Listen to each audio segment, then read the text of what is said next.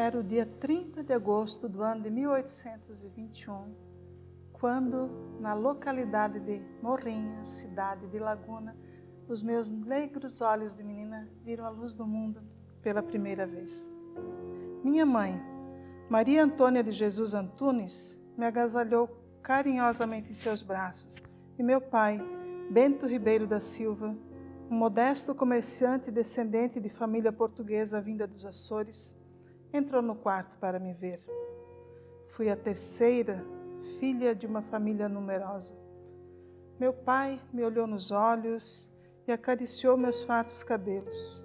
Ali surgiu um amor para a vida. Papai e eu sempre fomos muito próximos e tive a oportunidade de acompanhá-lo em tropeadas até Lages, onde morava meu tio paterno. Tropeiro lagiano que conduzia gado da província do Rio Grande do Sul até a feira de Sorocaba, em São Paulo, tio Antônio se declarava republicano e com ele adquiri consciência republicana e desenvolvi o ideal de liberdade contra o centralismo da monarquia. O ano de 1833 foi significativo na história da nossa família, pois papai morreu naquele ano. Por aquele tempo sofri assédio sexual. Consegui me livrar e, indignada, fui às autoridades policiais denunciar o assédio. Eu tinha menos de 14 anos e, claro, não me levaram a sério. Às vezes são necessários muitos anos de luta para que nossos direitos sejam reconhecidos, mas não podemos esmorecer na luta. A morte prematura de papai deixou nossa família com sustento comprometido. Nossa mãe se viu sozinha com 10 filhos para alimentar. Todos ajudávamos no que era possível, mas a situação realmente era muito difícil. Uma solução socialmente aceita à época era o casamento. E assim, também eu fui obrigada a me casar. Meu casamento com o sapateiro Manuel Duarte de Aguiar foi realizado na Igreja Matriz de Santo Antônio em Laguna, Santa Catarina, no dia 30 de agosto de 1835. Eu estava com 14 anos. E eu já era então uma bela jovem, de peitos avantajados e adulta, alcancei 1,66 m de altura. Fui vestida de noiva na casa típica colonial luso-brasileira, construída por volta de 1711. A residência era de Anacleto Mendes Braga, que confeccionava vestidos de noivas e muitas vezes servia de espaço para as próprias recepções dos casamentos. Localizado na Praça Vidal Ramos, em Laguna, atualmente o edifício cedia a casa de Anita Garibaldi, um museu em minha memória. No pátio da casa de Anita está plantado uma linda muda de rosa, que produz singelas flores na cor rosa clara. Bela e cheirosa, ela honra a minha memória. Trata-se de uma rosa híbrida, criada pelo botânico italiano Giulio Pantoli, que integra o projeto Dois Mundos e uma Rosa para Anita. E foi a flor símbolo das comemorações do bicentenário do meu nascimento. Inclusive, há um lindo exemplar da rosa de Anita plantado nos jardins da Universidade de Brusque, a Unifeb. Mas, retomando meu casamento com o sapateiro Manuel, arranjado, esse casamento jamais vingou. Nós éramos muito diferentes. Eu defendia a república e ele a monarquia. Tínhamos uma relação fria e distante e não tivemos filhos. Nosso casamento nunca foi uma verdadeira união. E Manuel decidiu seguir os seus ideais, foi embora e dele eu não tive mais notícias. Era o ano de 1839, quando o exército farroupilha ocupou Laguna após derrotar os navios da Marinha Imperial. A ofensiva foi comandada pelo revolucionário general italiano Giuseppe Garibaldi, que havia desembarcado no Rio de Janeiro em 1835, fugindo de seu país, após lutar pela unificação da Península Itálica sob a forma de república. com o fracasso do golpe, Giuseppe foi condenado à morte e começou uma vida de exílio. Primeiro refugiou-se na França e depois veio para o Brasil. No ano de sua chegada, eclodiu no Rio Grande do Sul um movimento republicano, chefiado por Bento Gonçalves. Com o apoio de Bento Gonçalves, Garibaldi aderiu à Revolução Farroupilha e, com o seu auxílio, o movimento se propagou. Foi proclamada a República Juliana, que tinha Laguna como sua cidade-sede de governo. Eu tinha 18 anos quando Giuseppe e eu nos conhecemos. Era em Laguna. Ele era mais velho do que eu, charmoso, galanteador, e quando nos encontramos, nossa, foi amor à primeira vista. Apenas a minha morte, 10 anos depois, viria a nos separar em corpo. Passei a acompanhar o meu Giuseppe nas campanhas militares. Aprendi a manusear armas e me engajei na causa da República Juliana. Participei de combates contra forças imperiais. Em 4 de novembro de 1839, eu tive o meu batismo de fogo, quando participei da Batalha Naval e fui atingida por um tiro, marcando na enseada de Imbituba a minha primeira batalha de guerreira. Poucos dias depois, em 15 de novembro, participei da Batalha Naval na Barra de Laguna, iniciando o combate e salvando munições. Foi quando a República Catarinense foi derrotada pela Marinha do Império Brasileiro. A República Juliana não alcançou Florianópolis e só durou 4 meses, até 15 de novembro de 1839. Depois disso, segui com meu grande amor e me despedi definitivamente de Laguna. Me transformei numa verdadeira guerreira e lutei ao lado de Giuseppe contra a monarquia e pela causa republicana. Durante a Batalha de Curitibanos, eu fui capturada e aprisionada pelas tropas do Império. Me foi dito que Giuseppe havia sido morto pelos imperialistas, mas eu não me conformei. E já grávida do nosso primeiro filho, fugi a cavalo e saí à procura do meu Giuseppe. Percorri 200 quilômetros a cavalo e, graças a Deus, consegui localizar a ele e aos farrapos nos campos de vacarias no Rio Grande do Sul. Anos depois, com bravura estive com eles nas lutas pela unificação da Itália. Meu Giuseppe comandou a Batalha de Janicola, em Roma. E quando foi necessário fugir de Roma, eu me vesti de soldado para não chamar a atenção sobre a minha pessoa. Sim, sou considerada uma mulher empoderada para o meu tempo. E hoje sou conhecida como a heroína dos 2 mundos. Materializando o nosso amor, em setembro de 1840, nasceu nosso primogênito. Ele recebeu o nome de Domingos Menotti Garibaldi. Dei à luz na cidade de Mostardas, no Rio Grande do Sul. E Menotti foi o nosso único filho que nasceu em terras brasileiras. Nós ainda estávamos envolvidos na Revolução Farroupilha e poucos dias após o nascimento do nosso Menotti, Giuseppe foi até Viamão buscar itens imprescindíveis para o sustento da família. Mas, durante a sua ausência, o vilarejo foi tomado por um esquadrão legalista com intenção de aprisionar o amor da minha vida, Giuseppe. Avisada, envolvi o nosso pequeno Menotti num lenço e amarrei ao meu colo para mantê-lo aquecido. Fugi a galope, levando meu pequeno no colo. Naquele momento, não me preocupei com fome, com frio ou com fadiga, ou com alguma possível consequência para a minha saúde. Eu precisava salvar o meu filho, preservar a nossa família, e coragem nunca me faltou.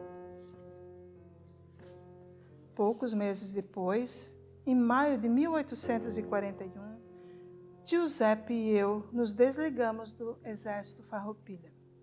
Deixamos o Brasil e partimos para uma nova fase da nossa vida. Ao longo de muitos dias percorremos cerca de 600 quilômetros a cavalo, com o nosso pequeno Menotti nos braços e uma tropa de 900 bois. Fomos até o Uruguai. Em Montevidéu começamos vida nova. Pela primeira vez, conseguimos ter uma vida em família com relativa tranquilidade. Lá eu fui esposa, dona de casa e mãe.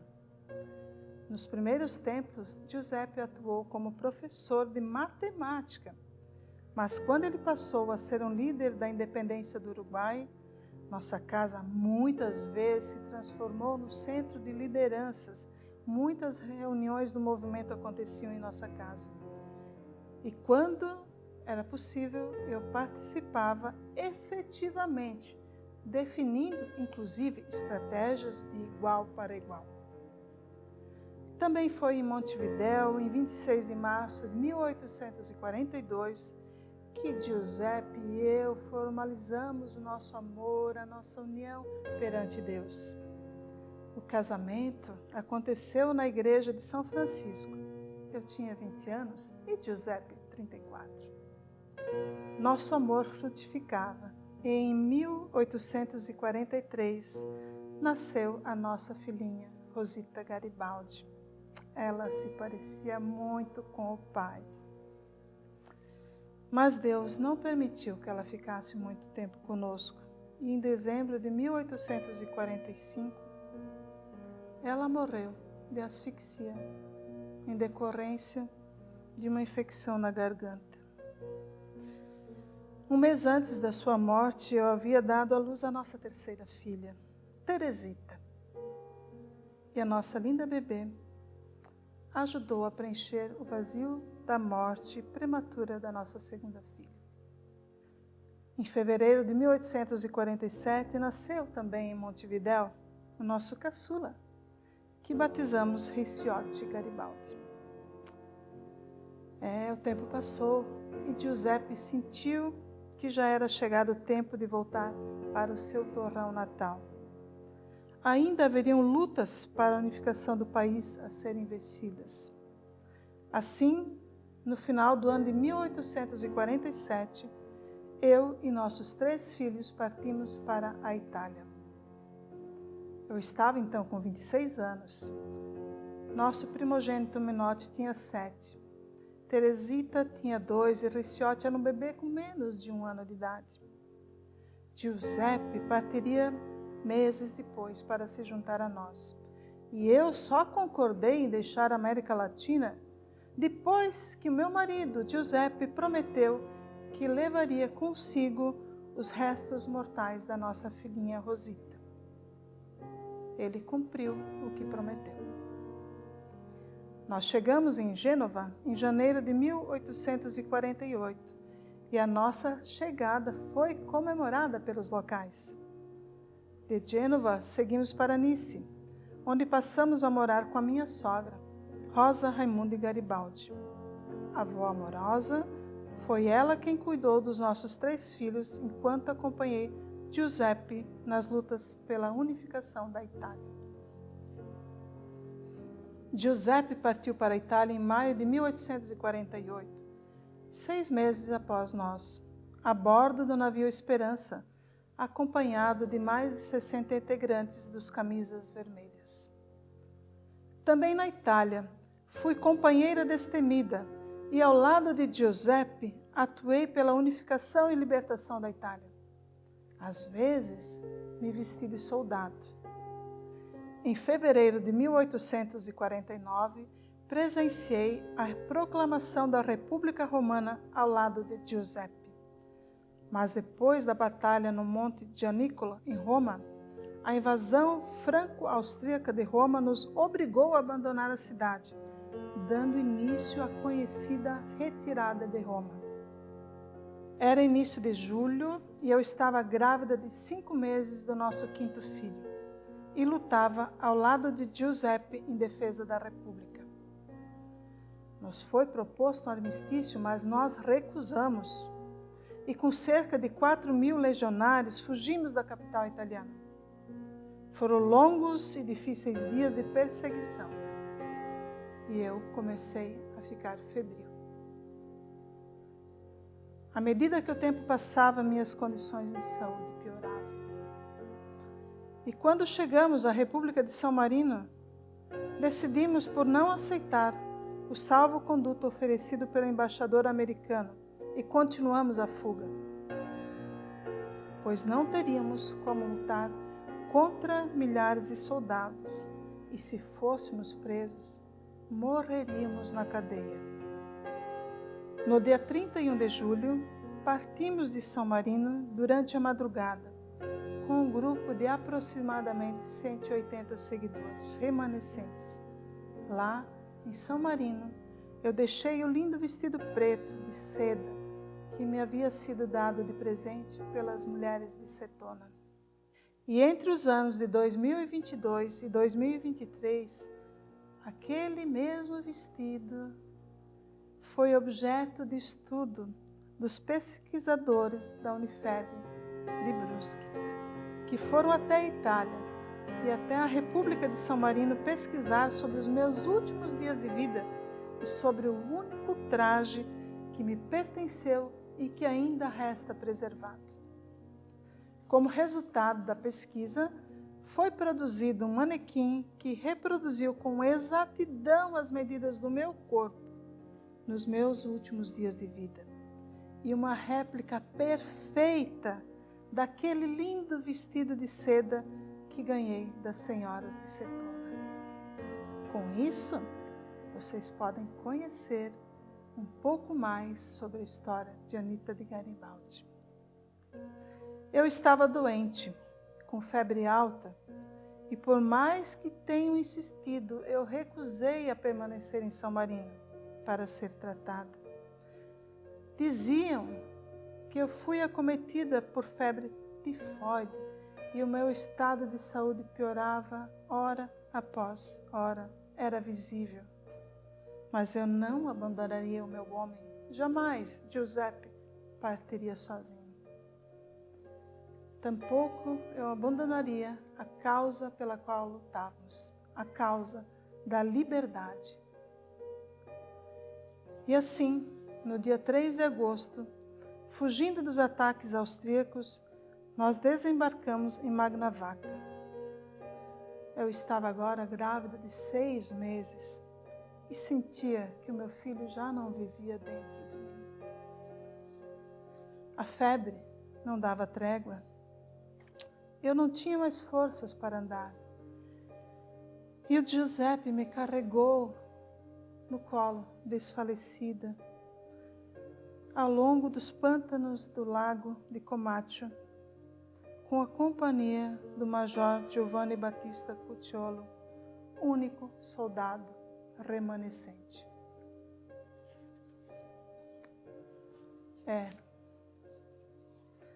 Eu senti que a minha hora derradeira estava chegando. A vida esvaecia em mim e nem a certeza de que eu tinha 3 filhos pequenos me esperando em casa foi suficiente para me manter viva. E o nosso 5º filho também não veria a luz do sol. Mas os nossos espíritos se juntariam ao de Rosita, a nossa filhinha, que morreu em 1845. Mas o dia da nossa morte também é um dia que merece ser vivido. Deixei o mundo terreno no início da noite do dia 4 de agosto de 1849, na fazenda do Marquês Guccioli, em Ravenna, poucos dias antes de completar 28 anos. Eu ainda era uma jovem. Eu tive muita febre nos dias que antecederam a minha morte e acredito que morri em decorrência de infecção, pois o meu filhinho morreu dentro de mim, antes que eu conseguisse dar à luz. Hoje, isso seria chamado morte fetal intrauterina, e a medicina moderna certamente conseguiria evitar que eu morresse em decorrência da morte do meu filhinho no meu ventre. O meu corpo foi sepultado pela primeira vez 2 horas após a minha morte. Clandestinamente, às pressas, escondido pela noite, em cova rasa, nas terras da própria fazenda onde eu morri, num local conhecido como Landa Pastorara. Caçado pelos austríacos, meu Giuseppe precisou retomar a fuga rapidamente. Ele precisava salvar a sua vida e voltar para cuidar dos nossos filhinhos e guardar o nosso amor, um amor para além da vida. Poucos dias depois, em 11 de agosto de 1849, fui sepultada pela segunda vez, em cova simples novamente, com uma cruz de madeira, no cemitério de Santo Alberto em Mandrioli, próximo à igreja, como era costume. 10 anos depois, liderados por Francesco Manetti, alguns garibaldinos sequestraram os meus restos mortais e os sepultaram em lugar secreto, pois tinham o receio de que a minha sepultura fosse violada pelos adversários da unidade italiana e temiam pelo desaparecimento do meu corpo. Descoberto o sequestro, o padre Francesco Burzati recuperou os meus restos mortais e os enterrou no interior da igreja de Mandrioli, perto do altar, onde permaneci até 1859, quando, ao voltar do seu longo exílio, Giuseppe foi a Mandrioli acompanhado pelos nossos 3 filhos para trasladar os meus restos mortais. O meu amor organizou um cortejo fúnebre para o meu digno sepultamento, desta vez em Nice, ao lado da sua mãe. No caminho, passaram com o féretro por diversas cidades, parando para homenagem em Ravenna, Bolonha, Livorno, Gênova e Nice, na França. Com isso, Giuseppe pagou a promessa feita a mim no meu leito de morte e motivou as populações por onde passou a retomar e prosseguir a luta pela unidade da Itália. Até na morte, eu consegui motivar a luta pela liberdade. Depois disso, meu Giuseppe iniciou a segunda parte da guerra pela unificação da Itália. Passados muitos anos, em 1931, por solicitação do governo de Mussolini, a França consentiu no traslado dos meus restos mortais de Nice para Roma. Como as obras no Monte Gianicolo, em Roma, onde eu seria sepultada, ainda não estavam prontas, fui sepultada provisoriamente em Gênova.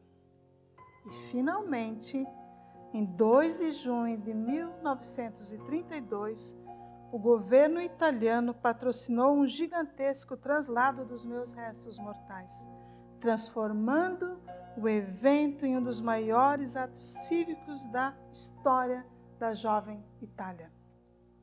E o túmulo, onde descansam os meus restos mortais, encontra-se no Monte Gianicolo, em Roma, onde foi erguido um lindo monumento equestre que recebe visitantes do mundo inteiro, e especialmente do meu amado Brasil e da minha amada Itália.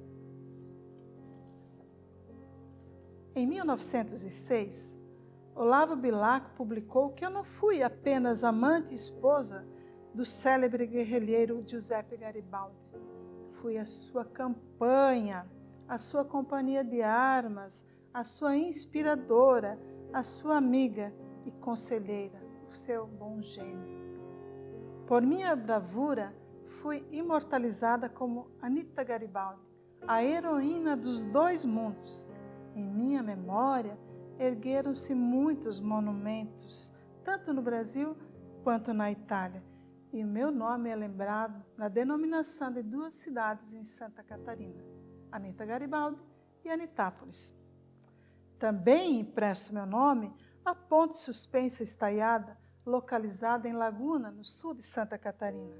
A ponte Anita Garibaldi é a segunda ponte estaiada em curva do Brasil.